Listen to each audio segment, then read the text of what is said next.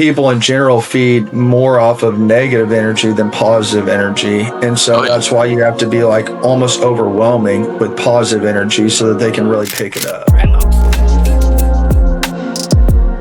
All right, we back. We got Austin Fricker with A Fricker Roofing. We got a lightning round. I got some questions. Let the people get to know you a little bit, sir. So number one, if you had a superpower, what would it be, Austin? Marketing. Marketing. Interesting superpower. Okay. You always got your trustworthy sidekick if you need him. What is your favorite cut of steak? Medium rare tomahawk. A tomahawk medium rare. That's good because if you said, well, this thing would come to an end sooner than we. Never. Coffee or energy drink?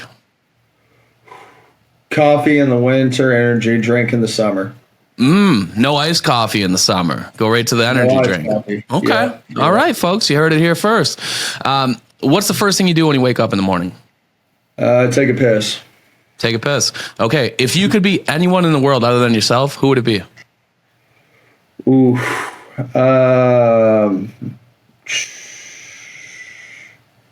Freddie Freeman. Why? Because he hits bombs. Okay. It's bombs, folks. Yeah. So, fun fact, I was in Tulsa visiting Austin recently, and we went to Sharky's, shout out Sharky's, and we played some ping pong, and we're standing outside with these folks that we're watching, and we played ping pong with, and the one guy, he walks up to us, and he goes, man, you look like you hit some dingers back in your day. Austin goes, I still do. Softball, baby.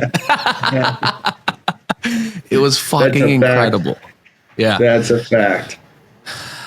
So, Austin, thanks for coming on the show. We appreciate you as always. Another episode of the Mission Control Podcast. It's episode number 126, and we thank y'all, the real MVPs, for joining us every step of the way, because you're the reason why we do it. And want to give a special thanks to the team at Roofer for help making it happen. So if you need roof measurements, cleaning procedure proposals, which will give your prospects no choice but to buy, you want a CRM? I mean, what do you need? Because they got it, folks. Hit the description. The link in the description. See, look, we're not always perfect. We strive for perfection, but we'll never be perfect. Team at Roofers got you. Make sure you hit them up. Dude, what's up, man? How's your day? Good. Just busy. Had a lot of rain. Recently had a storm, so it's just mass chaos going on everywhere around here. But, I always say I thrive under stress and anxiety, so I'm in my safe space, baby. You get your best version of Mike Stearns when he's got a gun to his head. I'm telling you right now, folks, all right? So we wouldn't want it any other way. It sounds like we're sharing a brain on that one. So how many employees do you have? W-2, I think we got about 20, and then 1099, probably about another 40. It's a big team. How do you manage that when the storm hits and everything is, phones ringing off the hook, you got production, you've got your admins, you got everybody seemingly in disarray. Like, how do you manage that from the top? Delegate for sure. Don't fucking call me. All that. Yeah, I can't handle all that. But even whenever I do delegate, a lot of things slip through the cracks, and I still get a ton of phone calls. It's not like I just delegate things to where they need to go or the people they need to go to, and then I'm off the hook. I would say that having a well-trained team definitely helps, because I can tell, my sales manager, Dustin, great guy, really good at what he does. I can say, hey, Dustin, so-and-so called me. I need you to figure out who you want to send out to this, or somebody's like, hey, I already got a scope bag. Person has a scope in their hand. I'm like, okay, cool. Hand it off to supplementing team. And just having all those different people in place. And now that I've had those people in place, the same people in place for a couple of years, everybody already kind of knows their job. They know what to do. We've worked out the kinks.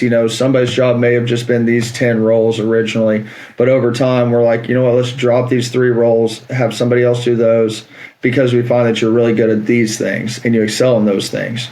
Let's put those roles back onto your description.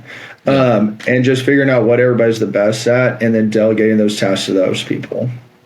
Yeah, it's interesting. It's almost like sometimes you go to war, you fight a battle, right? And you lose a battle. But if you got the same team, you could revamp your battle strategy, right? To say, okay, next battle that we have, we're going to approach it this way. And then if you're lucky enough to have that same team 7, 10, 15 battles in, it's like, okay, we're pretty much, we've been through the trials and tribulations, right? So we understand, given this situation, we're going to respond this way, and that's going to most likely give us the desired outcome that we want. Yeah, and I'll also tell you, man, I'm a big believer in culture outperforms skill every day. So as long as our culture is the best that it can be, we don't always have to be the best, you know. But if we have the best culture, we will always outperform the best. I like that. And conversely, like if you have a culture demon that comes in and is just negative, and like the Terrell Owens back in the day, you know, that can really make people regress, make the team regress, and ultimately that will manifest itself somewhere in the customer experience. Yes, sure. 100%. I mean, all it takes is one cancer to tear a team apart.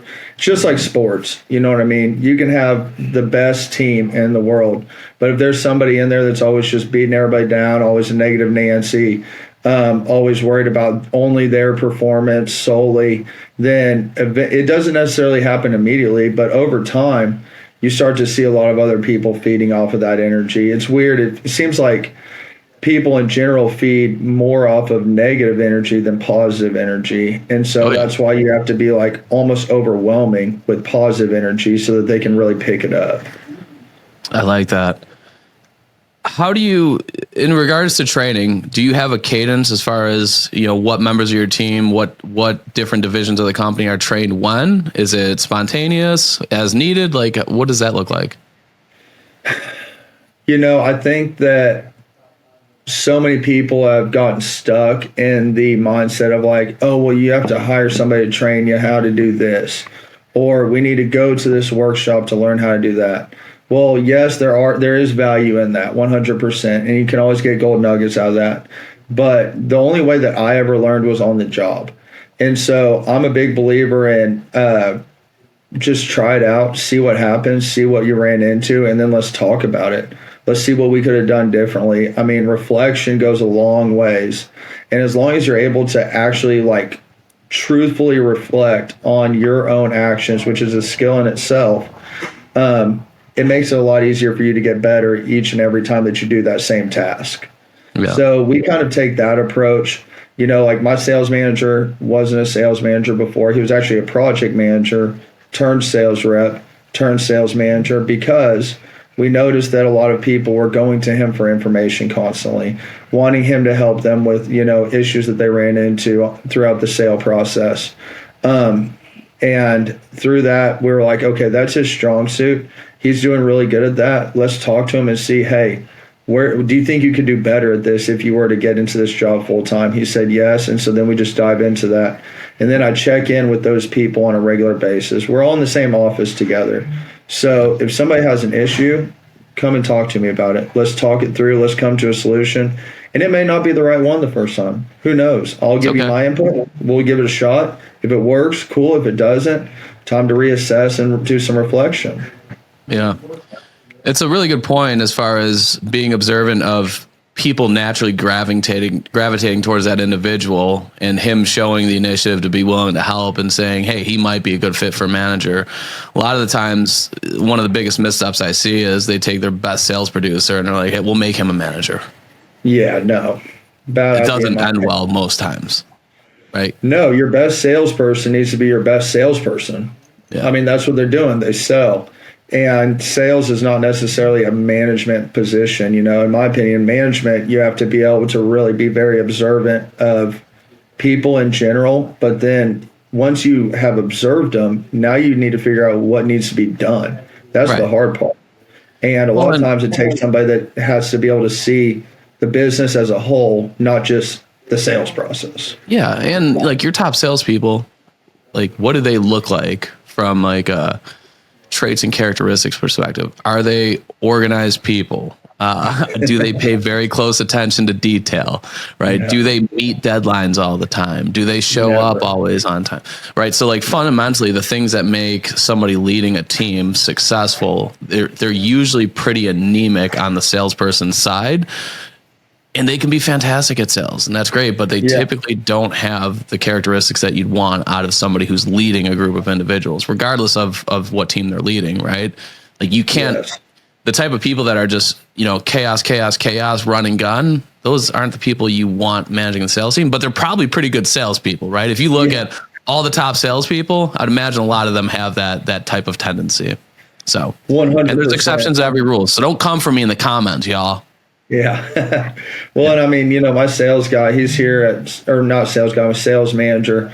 He's here at 7 a.m. every day. He leaves at 4 or 5 o'clock every day. He's always got his phone on him. He's always, working with the sales team closely, but he's always here, mostly because he needs to communicate with supplementing, communicate with invoicing, communicate with whoever's answering the phones that's got the leads coming in, communicate with me. Eventually there are issues that do raise to my level. Sure. It's like, hey, what's your input on this? How do you think I should handle this? And a lot of times I'll say, well, what would you do? Or what do you think I would do? He'll give me his answer, and I say, well, go try that. See how it works. Trust yourself.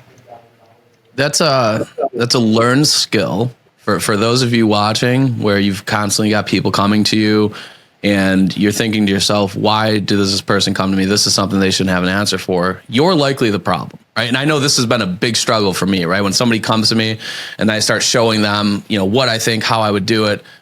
If you take a step back and you make them give you what they've done, how they've done it in the past, and what potentially they would do differently, it's a different outcome, right? Because you're going to create a situation where they're less reliant on you, and you're going to foster that creative problem solving on their own, so that maybe next time they're not going to come to you. They're going to take that frame of mind and say, okay, when I went to Austin last time, this is what he asked me. He asked me these 3 questions. Let me apply that to this. And next thing you know, you're off the hook and you're not getting 17 people knocking on your door. So kudos to you, because that's really hard. It sounds really easy sitting here on this podcast talking about it, but it's not as easy in real time when you're just trying to get the quickest solution in place.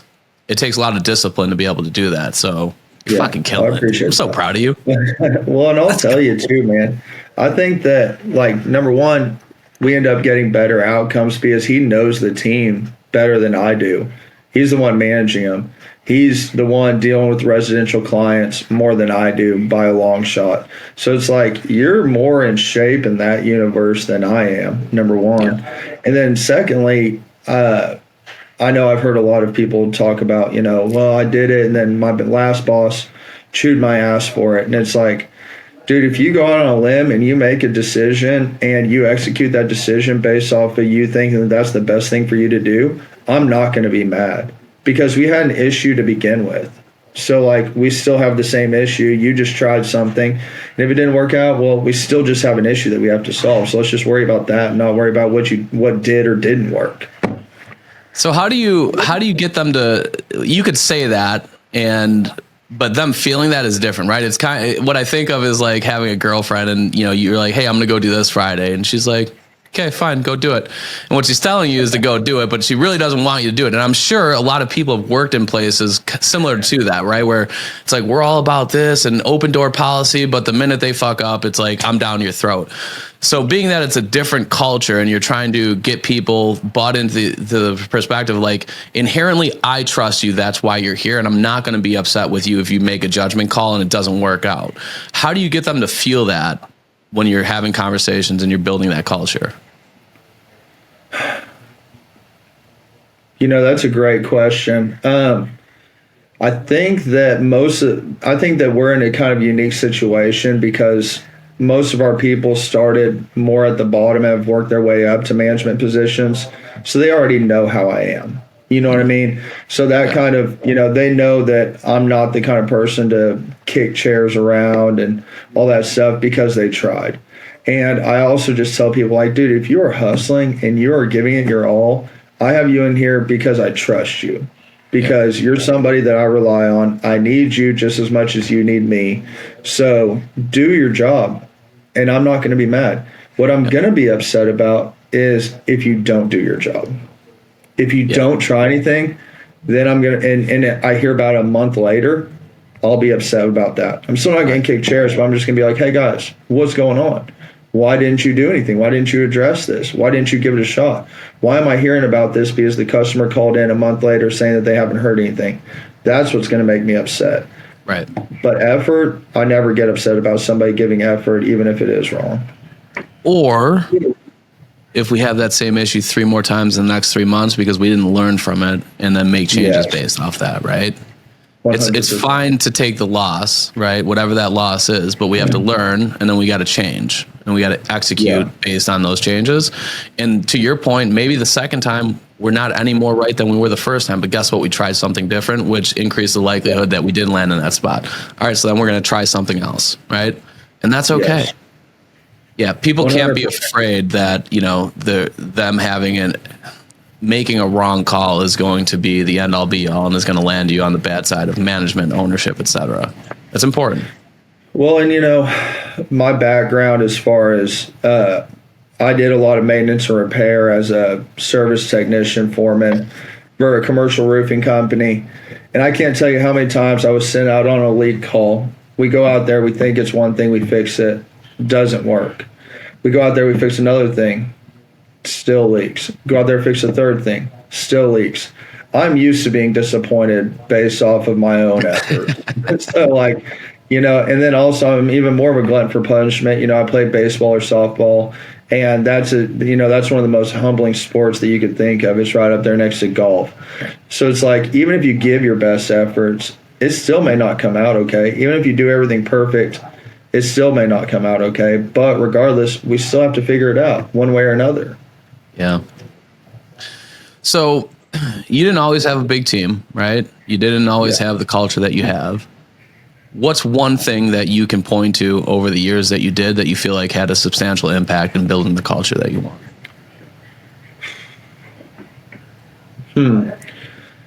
I would say one thing is, I think giving back, honestly, was a big part of, you know, a lot of people talk about like, hey, you know, we want to give back, or hey, we want to help people and things like that. But I think that one thing that really built up the company is whenever people saw the owner giving back and saw, you know, heard about the owner giving back that I never talked about, you know, sponsoring this team or donating to this, you know, charity, or going and showing up and volunteering my time to do this. And people are like, okay, well, if he's doing that, then I also want to, you know, be a better person in general and think about what I'm doing and how I can help people more. But our core values are really important to us. And and we really do, like, if they need to be embodied. If they're not embodied, we see people's sales decline. So whenever we talk about these core values and we talk about embodying them, usually the highest performing sales rep is the one that's embodying the most. And we point that out in meetings. We're like, hey, dude, he's customer committed. He's thinking about his legacy daily. You know, he's being diligent, all these different things that are our core values. And now he's the high performer. Be like that person. That builds the culture. And yeah, I mean, I think that's really just the core of it. We do a culture kickoff at the beginning of every year, where we talk about our culture, we talk about our core values, we talk about our goals, personal and professional, and that kind of just kickstarts our year. Reminds everybody, because just like anybody, you know, you can become complacent no matter what. I become complacent. I'm sure you do. I'm sure everybody does. And so we all need that reminder, and that kickoff is for me just as much as it is the rest of my team, and for me to learn, like, hey, this is what my team is trying to accomplish in their personal life. How can I help them accomplish that? Well, and if they see that I'm actually holding them to it and wanting them to accomplish those things, that also builds the culture. I love that, dude. Culture kickoff. I might steal that from you. Yeah. What do you have one core value? I can't patent that. That was Nathan Tabato, so I got that from him. Just full disclosure. Shout out to Nathan, and don't call him Nate. I made that mistake when I had him on the podcast. He's like, well, Nathan's short for Nathaniel, so we'll just go with Nathan. Outside, say less, bro. My bad. Like I said, we're not all perfect yet. Do you have a core value that is most important to you, or are they all equally important? Legacy daily. That's my number one. Why? Just yeah, and you know, a lot of people say legacy. Legacy is a broad term, and legacy is like motivation. It can start off strong and it can die off quick. You know, you watch a couple videos on TikTok or whatever, and now you're motivated. But I'll tell you, by the time lunch is over, you're not motivated anymore. But legacy daily is something that is the most important to me, simply because if you are thinking about your legacy every single day, all day, you are generating your long-term legacy, which is your actual legacy that people are going to remember. So if you're thinking about your legacy with each and every action, eventually now you already have a legacy while you're still living that people are going to remember forever. Yeah, I like that. Motivation is like a peanut butter sandwich. If you throw some discipline in with that motivation, right? Now you got the jelly. Nobody wants a choke sandwich. Some people do. Some people like just a peanut butter sandwich, I suppose. Weird. And there's nothing wrong with that. But I think that the sandwich tastes a lot better if you slap some like strawberry preserves on it. I'm a preserves kind of guy. Nice chunks of strawberry in that thing. You know, get the right ratio. Because there's a Rogan clip. There's a Denzel commencement speech, a Matthew McConaughey's commencement speech, and then another Matthew McConaughey speech that I love for motivation. Like I've listened to them all 150 times. So good. And that'll light the fire, but what's going to keep the fire burning is some discipline. So I try to stack it with a little like motivation to be disciplined videos, right? Yeah. Because discipline isn't static. Some days you're going to do better at discipline than others. There's some freaks out there that, you know, have elite level discipline all the time, like a David Goggins. Good for him, dude. Also, did you ever see his feet after he runs one of those ultras? Yeah. Christian, put it on the screen. It's grotesque. But I guess that's what discipline, like real discipline, looks like. So it's a spectrum, right? And sometimes you land here, sometimes you land here. You know, just always being cognizant of it, having awareness around it, and then just trying to improve from the previous day and be better the next. Hey, man. You know, and I agree with that. And I think that one thing that's kind of fueled me is like with the legacy aspect is, you know, a lot of people talk about being part of like a bigger picture. Well, with your legacy, you're thinking about the legacy you leave behind for your kids, your family. And then also, if you can dive into and buy into the legacy of the people that you work with and help them build their legacy, that gives you a lot more motivation. And that also is just kind of like that little person on your shoulder saying, hey, you got to do this. You got to stay disciplined. Because if you don't, you're not just letting yourself down. You're letting everybody else down. If you don't work out for a couple of weeks, you're mostly just letting yourself down in the grand scheme of things. But if you don't do what you're supposed to as an owner for a couple of weeks and you're letting your team down, now you're affecting their legacy.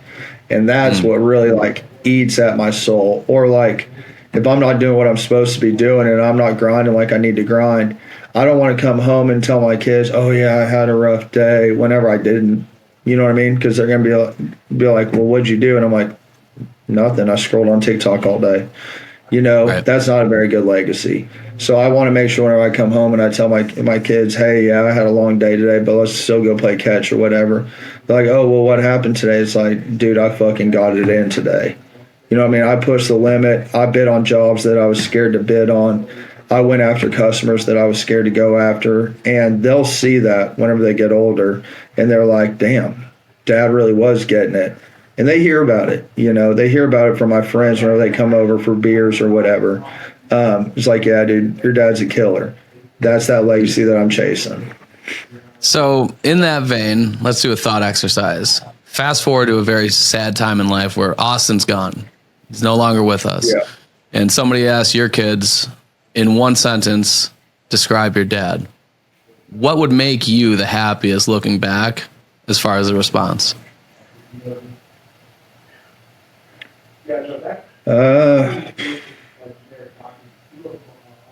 I think that what would give me the most pride would be that their dad never gave up, no matter what, number one. But I think that what would make me the happiest is that they would say, my dad loved everyone no matter what. Like that. I feel like I'd feel pretty good if my kids said that about me when I'm dead. So, yeah. You know, like I think that would go a long ways you know, to kind of making my head, you know, grow. It's like my dad never gave up no matter what, you know, like the cards were always stacked against him, but he still pushed through no matter what and built all this for us. But at the end of the day, like I used to work like crazy, like 14, 16 hours a day, 7 days a week, all kinds of crazy stuff. But then I was like neglecting my family. You know what I mean? And then once my kids got a little bit older, I was like, you know what, I've got to really step up as a father and as a husband in general. So then that's whenever I was like, you know what, I need to focus on really loving everybody around me also, because that's just as important. And that's the true success right there. You know, once you get your first X amount of dollars, then you set another goal. You're like, oh, once I get this amount of dollars, then I'll chill out.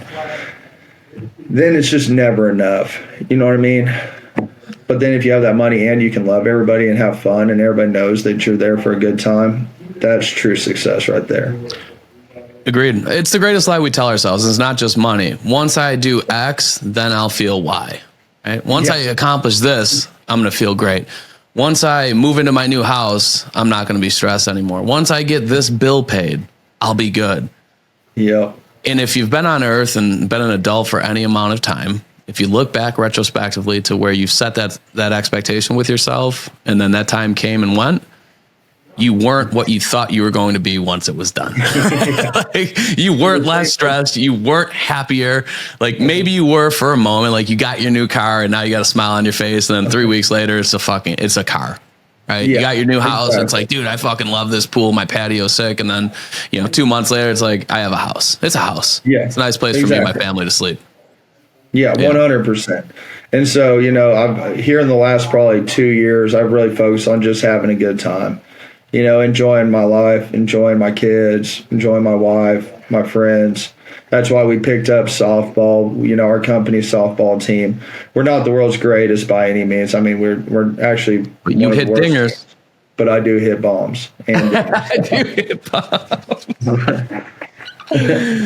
I played baseball for a year in high school, and I was awful at it. Like throwing the baseball around, it was great, right? But then they put me on third base, and my throw to first just wasn't great. It was inconsistent, and I have one good hit that comes to mind. It was this kid James Flatley. James, if you're listening, what's up, bro?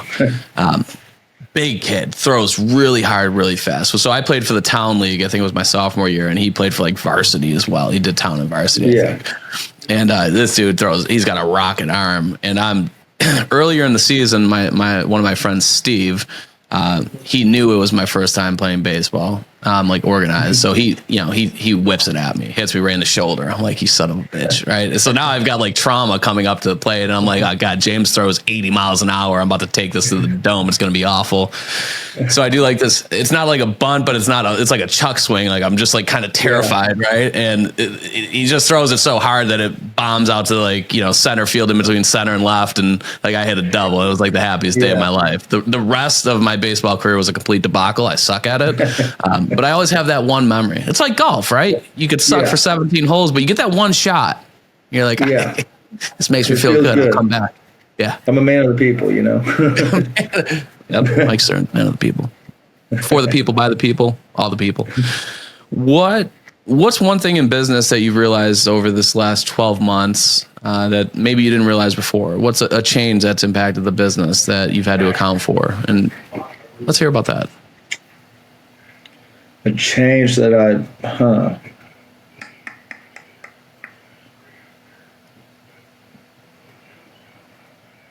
Dude, I mean, one thing that really comes to my mind, which is kind of weird, is like the feeling of not having something to do drives me up the wall. And like, I feel like I've done my job well enough to where there are times where I've got like 3 hours of nothing to do. And it eats at my soul because I've been running and gunning for the last 5-6 years. And then I've sit down and I've accomplished everything that I was set out to accomplish for the day. I'm like, okay, what now? And where so do I put my hands? Yeah, it's like, what do I do with my hands? It's like I've already drank my afternoon energy drink. Like I'm ready to do something. And so I think that one thing I haven't put enough thought into is what do I do next? I'm not exiting my business. I know that for certain. I'm never going to sell my business. And so it's going to have to be something within this industry and with A-Fricker roofing and waterproofing. So that's something I've been putting some thought into the last few months, probably 4 or 5 months, is like, what do I do next? Where do I take my team next? Because you set these goals and you're like, okay, well, I want these goals for my team. And they may come close to hit them, or they may exceed them. But even if they come close to hitting those goals, that still is usually growth. And with that growth, you're like, okay, well, now they've done that. So where do we go next? How do we get there next? So it's just kind of like always just a constant moving piece to the puzzle. Everything's kind of fluid in the business, at least for me, where it's like, okay, we've done this. Now what do we do next? And that seems like something easy, where it's like after my first year, it's like, okay, well, next I want to grow the business. It's like, okay, well, how? In what division? Grow the business. Okay, that's not a task. It's an achievable task, but like to what degree? How are you going to do it? How are you going to manage it? How are you going to manage the production of it? Are you going to need another building? Are you going to need more trucks? All these different things. Are you going to need to, up your insurance, your umbrella insurance? Marketing. And so that's in marketing. Obviously my marketing budget has gone up every year. I haven't seen any better results, but just kidding. Shots fired, folks. No. In all honesty, we've always seen great results from marketing, or I wouldn't have been with Mike for this long. Like I have total faith in Mike and Charlie and their whole team, 100% hands down. But I think that's honestly the biggest hurdle, is figuring out what next and then designing what you have to do to get there. That's a whole nother beast. And I could go down a dozen rabbit holes with that, because it's not as easy as, well, we're just going to do this. Yeah. Well, there's that main task, and then there's 1,000 subtasks that spin off that, and beneath those subtasks, there's other subtasks, and you get down to this huge web of shit that rolls up into this one task, and it's like, okay, so now we got a framework. Who's going to execute what? What does that look like? And now we got to manage those people. And then also we need to look at, do those people want to do that within your business? Is that what they want? Are they wanting to work harder and work more? Maybe they're maxed out. That's fair. What does your spouse want? You know what I mean? Do they want you to be home more? Do they want you to have your weekends back? Do they want you to come home stressed out with a migraine every day? I'm okay with it. I'll work myself in the ground. I was bred to be a workhorse. So I don't, set me up on hourly pay and I'll still do it. But that's another key, is like, is that what everybody around you wants too? Because you're also held responsible to the people you're around. Yeah.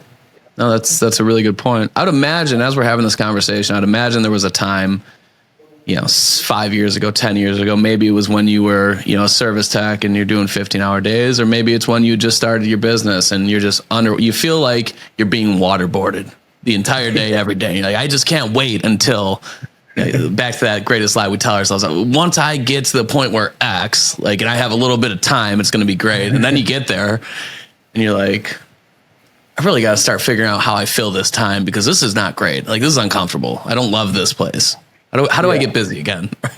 Yeah, exactly. It's just a little bit of a paradox.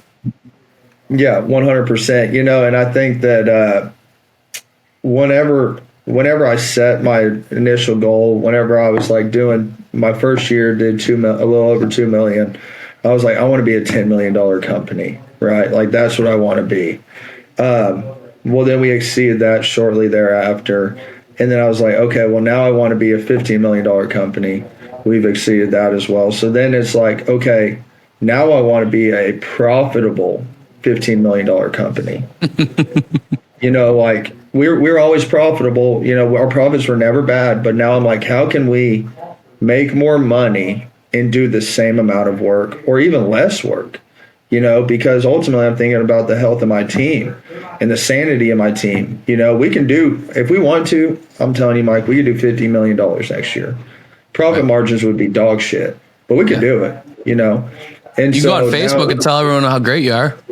Yeah, exactly. Yeah, but my profits are 1.5%. You know what I mean? And it's like, we don't want that. And I don't want to put my family and my team through that. That'd be hell. We would all be waterboarded, Yeah. And so I think that's another thing that I really just try to always keep in mind is like, it's not just what I want, because whatever I want ultimately, like you said, trickles down to what everybody else behind me has to deal with. And I'm a clusterfuck to begin with. Like, I am a tornado whenever it comes to stuff. I have an idea and then I just spew it out and I start doing it, and a lot of times they're like, we need to contain Austin. He cannot be doing all these things because everything is going to end up fucked up. You know what I mean? And so I have to keep in mind of those people that keep me in check. I like that. Yeah. When we talk about like top line revenue versus profit margin, what comes to mind is like somebody has a goal for weight, and you could be 5'8", 180 pounds and look like complete shit. You could be 5'8", 180 pounds and look phenomenal. And it's subjective based on what you want, but also what you do, the activities that you do or don't do are ultimately going to dictate what your body composition is, like how lean muscle mass composition which is going to manifest what that 180 pounds looks like. It's the same thing with top line revenue, net profit. Like, I want to do, 5 million. I want to do 20 million. Okay. Like, what does that look like on your company, right? Are you able to do that at, 5% net, 12% net, running a company that's 5 times the size with, 80% less margin? Like, is it worth it? You're going to hate yourself. Yeah. Just to bang on your chest and be like, I did 30 million this year. It's like, yeah, dude, you made $9. Congratulations. And you fucking hate your life. Your debt's out of this world. Yeah. That shit is stressful, right? And I think that it's something that we got to think about, like, as we're talking about growing a business.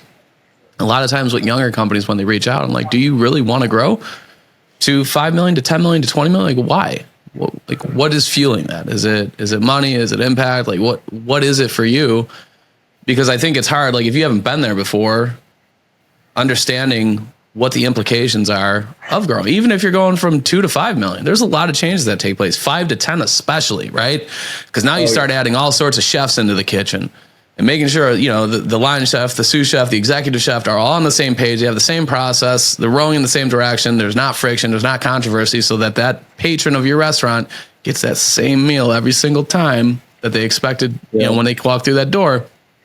It's easy to talk about, but man, a lot can go wrong there. And, at the top, you're responsible for that shit when it goes wrong, right? Yeah, 100%. And I'll tell you, there's so many different things that you just touched on. Like, number one, whenever you do add those chefs into the kitchen, like figuring out how to pay them to where they're still going to make what they deserve. And then you're also the business is going to make what it's supposed to. The bigger companies, I've seen so many companies in my market that, we're a $12, $13 million company 7 years ago, which in nowadays terms would be $18, $20 million company, gone, completely gone, not in business whatsoever. And that's mostly because, again, they didn't know their numbers. They didn't know where their profits landed. And then alongside that, they were going so fast, doing so many roofs, that they weren't able to really handle that QC, that quality control. And as companies grow, quality dwindles. So that's something that we definitely pride ourselves on, is the quality of everything. So then we're always adding new steps in the process, which then means that our project managers have to get better and better. And then we also have to teach our crews to do better and better. Like a roof that we did 5 years ago, I can honestly say probably 90% of them are not as good as a roof that we're going to do this week, just because we've added new things. Like, we put counter flashing on every chimney. We've got guys that can solder up corners in-house and get those out right away. We found ways to replace, apron flashings without removing siding, all these different techniques that we've developed over time. It's not a matter of whether I know it. It's a matter of whether my project manager knows it, our crews know it, and we can do it and stay profitable. And then with that, I always try to make sure that my net profit, like bottom net, is always over 10%. And that's pretty conservative. I've heard a lot of companies say, "Oh, well, my net profit is 21%." It's like bullshit. The only time you're going to be doing that is, some people do have that, but majority of people don't, if they truly know their numbers. especially if you're operating at $10 plus million company. That's whenever we were at 6 million, our profits were probably at 20%. Whenever we were at, at $11 million mark, our profits dropped tremendously. We have our auto insurance costs as much now as all of our insurances combined did my second year of business. You know what I mean?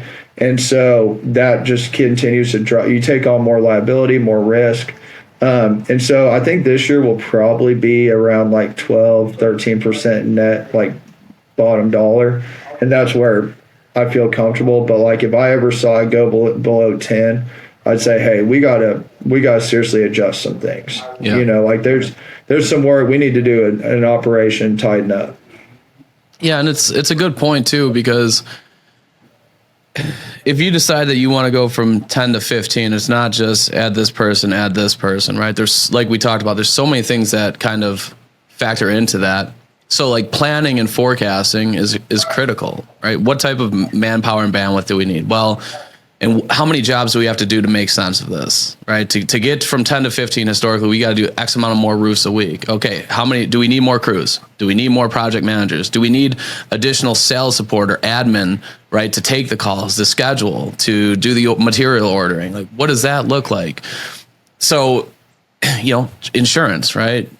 Liability, workman's comp, auto insurance, your fleet, how many more trucks will I need? So being surgical and methodical as far as how we're going to plan this out, what does it look like? And then figuring out if it makes sense for you, right? Because based on all these things, do I feel 100% confident or close to it that we can actualize all this? And this is what I'll make extra if we keep profit at this, if we make 20% less or 10%. Relative to what that number is, right? So if we're at 12% net at 10 million, it's like, okay, after we forecasted everything to get to 15, this is what it looks like, and I would make 10%. Am I cool with that?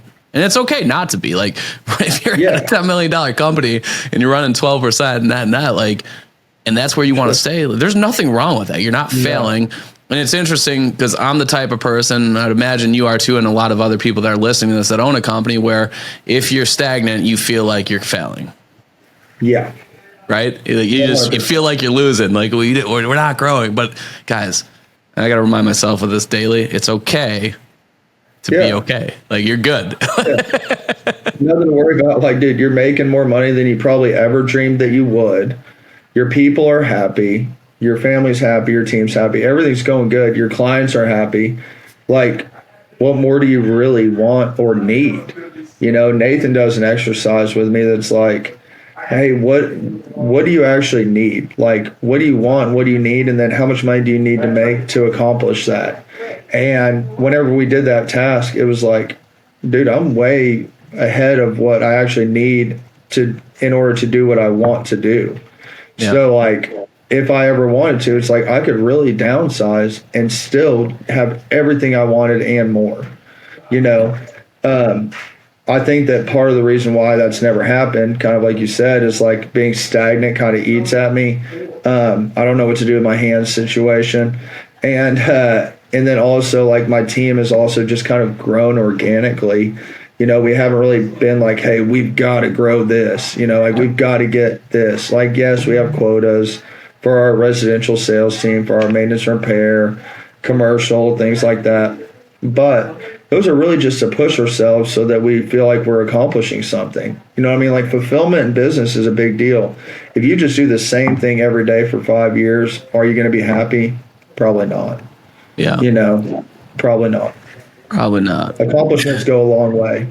Yeah, and that's a good exercise that Nathan does with you. And I do something similar with myself, because we get especially you think about knowing your numbers, understand where your company's at. It's hard not to think about the money. But if you shift more towards what do I need, what do I want, inherently you're going to align more with what do I want outside of money? Well, I want time with my family. I want to make an impact in the community. I want to do this. I want to do that. Am I doing those things? Yeah, I'm doing those things. Okay, fantastic. Can we do more of those things? And now you start to align more with the stuff that matters outside of the money.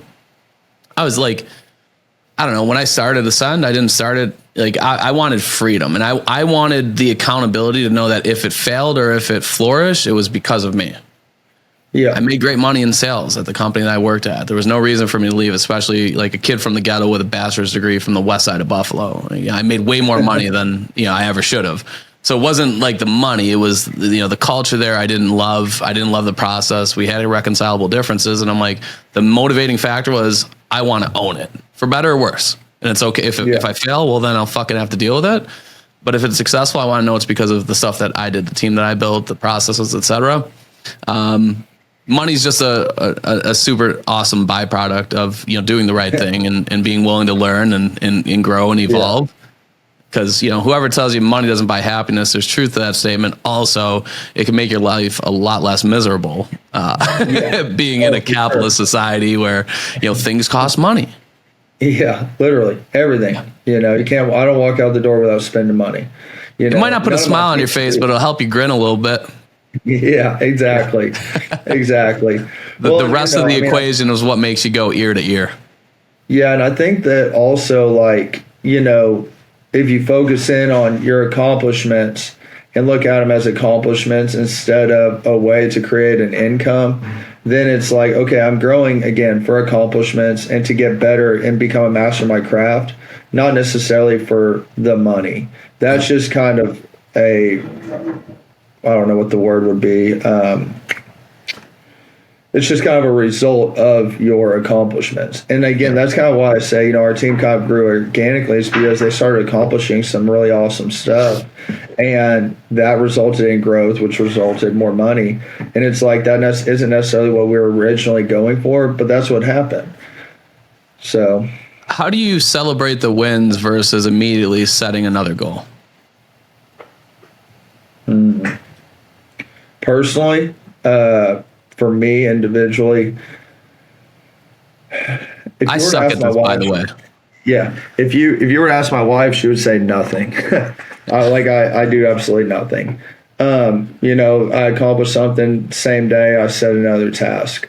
And if you ask me, I think that I would say that it gives me another level of like satisfaction whenever I look in the mirror every morning. And for me, that's enough. Yeah. It's you get a service dog, you throw its vest on and it's like, okay, I got purpose, baby. So it's hard to celebrate the wins because the fulfillment, the endorphins and shit, when you task yourself with another goal to accomplish and you start making progress, like that's what does it for me, baby. Like, yes, there's the way that I feel when I'm moving towards something and I have demonstrable progress. I feel like the dog that put the vest on, tail wagging. Exactly. Let's go. We're going for a walk. Don't pet the service dog. Don't fuck up his hair. You know what I mean? I'm on duty. I'm on duty. Ladies, wait for later. You know what I mean? Yeah. No. And I mean that's really it, man. It's just the satisfaction of that is really all I need. Like I always tell people, or I tell my team, you get that feeling like late at night whenever you're getting tired and you're like, dang, I forgot I gotta go brush my teeth. You have a decision to make right then. Which is like, do I just say, I mean, seriously, everybody's had this mental battle, I promise.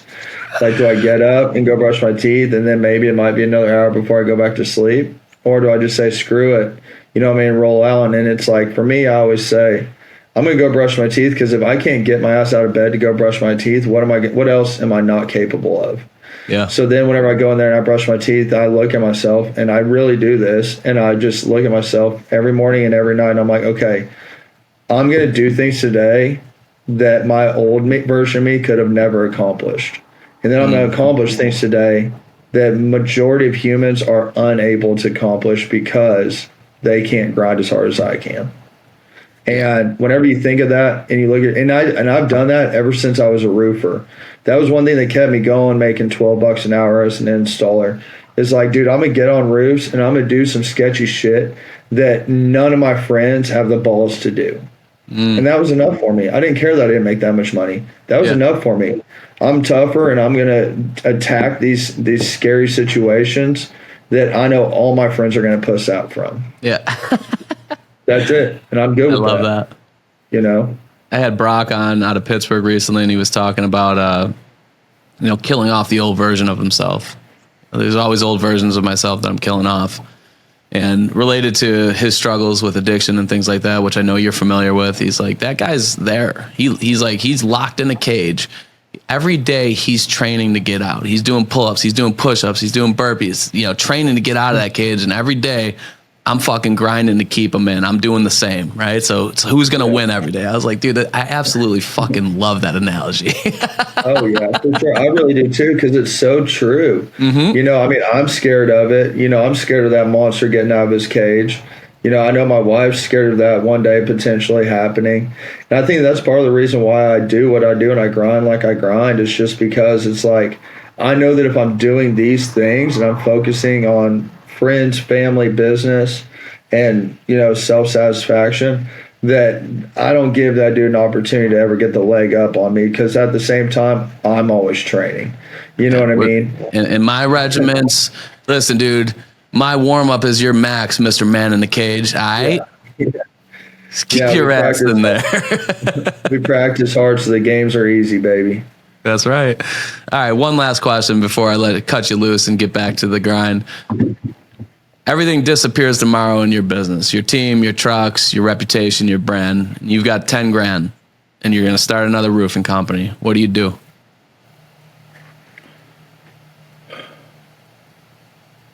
I pick a street somewhere in my market and I start walking into commercial doors. Because at the end of the day, I built this starting with me. So if I just do the exact same thing again, I'm good. I'll bet on myself 100 out of 100 times. Even if I know I'm going to lose, I'll still always bet on myself. I don't care. You know what I mean? Because that's the pride speaking right there. But on the flip side of that is if I'm betting on myself and now I got everything on the line, I know I'm going to perform better than I've ever performed before, and I'll make it work. I have no doubt in that. So you would start with really focusing on the relationship side and getting opportunities via relationship. Yeah, well, and I guess it would depend if I had any non-competes in action or anything like that. Cause there's no non-competes, and you don't even have a truck. So we're gonna spend some money on a truck, probably, right? Yeah, spend some money on a truck, or honestly, probably holler at some person I know and be like, "Hey, dude, I'll give you $100. You drive me around for the day." You know what I mean? Or I'd go to the closest roofing supply and say, "Hey, dude, I'm the most fucking killer salesperson you could ever imagine. Let me work for you for a month and I'll make you $100 grand. And then I'll go off on my own." I like that. Parlaying different resources and skill sets to make it happen, baby. Yeah. I'll find a way one way or another. What would you do? What would I do if you lost? Yeah. If I was opening a roofing company? I guess, yeah. Yeah, if you were going to open a roofing company and you didn't have nothing, 10 grand. Am I in Buffalo or am I in Tulsa? You can be anywhere you want. So depending on where I'm at, if it were a market that had recent storm activity, I'd probably just talk to people. So that would be like my micro. Hey, we need to get some rabbits slaughtered because the family needs to eat now. Yeah. But I think sometimes it's too much of this or that. It's either we're focusing on too much on the rabbits or we're focusing too much on the elephants. I think there should be a blend of both. So for the micro, I would be knocking on doors. I would set up a Google business profile, build a cheap website that's clean, on a website builder. So I have something and I have a way to present information. I would be shooting content every step of the way, in between doors, talking about the conversation I just had, why I wanted to help this person, what's going on with it, almost like a vlog style. I would have a YouTube, Facebook, Instagram, TikTok, and make sure that content is being pushed out to those platforms consistently. I would, for the macro, I would focus on larger opportunity relationships. So I'd probably create a list of different contractors that are in my market that are selling the same people that I'm trying to sell different shit. So think HVAC companies, electrical companies, think cleaning companies. If you can get in with a cleaning company, here's the deal. You don't want to deal with price objections, find people with money. You know who's got money? People that hire someone to come clean their fucking house. I've never met a broke person that has a cleaning person come clean their house for them, right? So I'm going to make those relationships, and I might make 20 calls and not get shit. It might be call number 21. It might be call number 101, but somebody will see value in partnering with me. And then from there, I'm going to educate that person or their team as far as what an ideal customer looks like to me. It would be no different than if I'm pitching a homeowner on the type of shingle that I should use or the type of roofing system they should use. I'm going to explain to them the benefit of working with me and how to identify the people that would benefit most from working with me, right? So for instance, like if you pull up to your client's house and you see that they're missing 3 shingles, you should make sure that they call me. By the way, if they sign a contract for a repair, I'll give you this. If they sign a contract for a replacement, I'm going to give you this. And that's going to be every single time. And I'm going to do that for contractors and adjacent verticals. I'm going to do things like a BNI. I'm going to find people within a BNI. Not because, listen, BNI sucks that you got to go to breakfast at 7 a.m. But if I've got nothing and my back's to the wall and I know there's really not much to lose and everything to gain, I'm going to find people within BNI that have connections. I'm going to invite them and join all the local Facebook groups, and I'm going to form a coalition with 4 or 5 people where, like, hey, anytime somebody mentions roofing in any of these 20 pages, and I'm going to find the pages for them. I'm going to do the work for them. I'm going to invite you to these pages. Anytime somebody talks about roofing, tag me, talk about how great I am. Anytime, if you're with a real estate agent, they're one of the people in the coalition. Anytime someone mentions buying, selling, home, like, I'm sending them to you. I'm talking about how fucking great you are. Same thing with the HVAC guy, the electrical guy, or the chiropractor. Doesn't matter. We just need people creating buzz around our name and our brand. So if we start doing those things consistently, we're going to win. I'm going to create a local service ad account. I'm going to do that immediately as well, because if I can start getting leads for $79 or $119 and it's a fixed cost per lead, and I'm being cognizant of cash flow, that's going to be my straight path to it. I'm probably going to create Angie as well. Everyone knocks Angie. Yep. Yes, Angie sucks as a company. I'll say it here first. However, there is opportunity with it if you manage it right. You have a process for it. You dispute the bullshit that they send. You don't just lay down and take it. I know a lot of people that are successful with Angie, specifically in the store market. I'm probably going to put more of an emphasis on Angie for repairs, because from what I've heard and seen, a lot of the times the fraud where it's like, I never submitted anything, or that job was installed last week. It happens on those exclusive replacement leads. Nobody wants the repairs, right? Because they don't have sound process for the repairs. They don't have a technician, whatever. Knowing that I can probably get a claim out of somebody that's been in a storm impacted area, and I can pay less for the lead with less opportunity for fraud to be presented within that lead aggregator, I'm going to fucking do everything I can to target those. And I'm going to build the business from there. Well, I can tell you, I started the business with 12 grand. So, I mean, what I did isn't too different than what I've already done. So, I mean, except for back then, I didn't have any connections, whereas now, obviously, I have a lot more connections than I ever have in my life. But no, I mean, I think you definitely would have an edge up on me just because you have the website and the Google and the Angie and all the online presence stuff kind of ironed out. Whereas me, I mean, that's all Chinese to me. But you don't need that stuff, right? You can get to $1 million, $2 million, no problem without that stuff. It will help you. It might accelerate your growth. It'll probably make it a little bit easier for you to actualize growth. But if you didn't have a website, you didn't have this, you didn't have that, like, you can 100% grind and get to that $1 million, $2 million, no problem. Like you can do it. You know? Yeah, 100%. So if you're out there listening, you're just starting your company, sweat equity. All right. You're going to have to wear 15 different hats. It's fine. Put them on in a way that you still look good in them. Yeah. And I can tell you, man, I hear sales reps all the time say, well, how's he doing $300,000 this month? Or I've never hit $100,000. And it's like, well, dude, you're scared to hustle. That's fear talking. You're scared to hustle. You're scared of failure. You're scared to find out what you might be capable of. You just need to do it. Stop worrying about if you're doing it perfect. Stop worrying about if you're doing it right, wrong, in between, your own style, somebody else's style. You didn't do it exactly the Chuck Tokey way. You did it the Chuck Tokey way. Doesn't matter. All you need to do is grind. And whenever you grind, you'll be fine. Trust me. Grind and be aware. Be curious. Nobody ever practiced every day and still sucked. Yeah. I mean, it'd be tough. Really happen. It'd be tough. Every single day, I think that would be pretty tough. And if you do end up in that situation, dude, you need to find a new industry. Find a new industry. There's plenty of opportunities. Yeah. It's okay. It's okay to decide the same for you. Well, I'm incredibly grateful for our time together. Thank you for everything. This was very very insightful, and I think this will help a lot of people. So thank you, Austin. Thank you to the team at Roofer again. Clean and pristine proposals, CRM, roof measurement, instant roof quote, anything you need, click the link in the description for the team at Roofer. Most of all, thank you to you for joining today and listening. It's important to listen. God gave you 2 ears and 1 mouth for a reason. So appreciate you guys tuning in. And I also want to talk about responsibility before we go. If this helped you and you think it would help someone else, you have a responsibility to share this with them. Just do the right thing. Let's be great people together. Thank you all, and we'll talk to you again soon. 5, 4, 3, 2, 1, 0.